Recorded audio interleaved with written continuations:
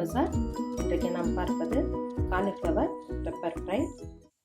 இரும்பு கடாயில் 2 டீஸ்பூன் நல்லெண்ணெய், 2 டீஸ்பூன் கடலெண்ணெய் விட்டுருக்கேன். காஞ்சிருச்சு. சீரகம் கொஞ்சம் போடுறேன்.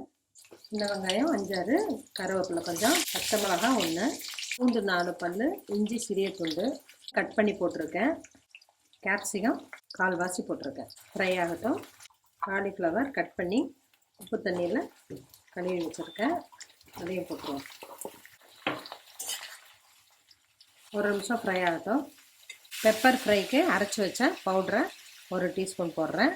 பெப்பர் ஃப்ரை பவுடர் ரெசிப்பியை யூடியூப் சேனல் லிங்கை டிஸ்கிரிப்ஷன் பாக்ஸில் போட்டிருக்கேன். அதை பார்த்துக்கலாம்.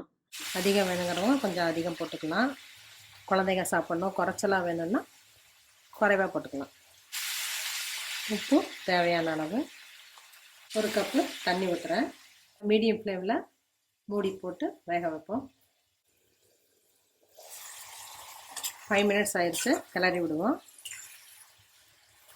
காலிஃப்ளவர் ரொம்ப குழவா போகக்கூடாது.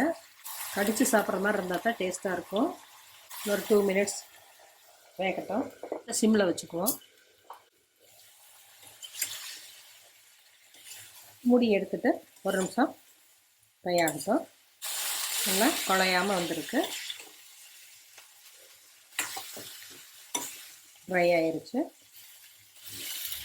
ஸ்டவ் ஆஃப் பண்ணிடலாம். காலிஃப்ளவர் பெப்பர் ஃப்ரை ரெடி ஆயிடுச்சு. குழந்தைங்க விரும்பி சாப்பிடுவாங்க. செஞ்சு பாருங்கள், சாப்பிட்டு பாருங்கள். தேங்க்யூ.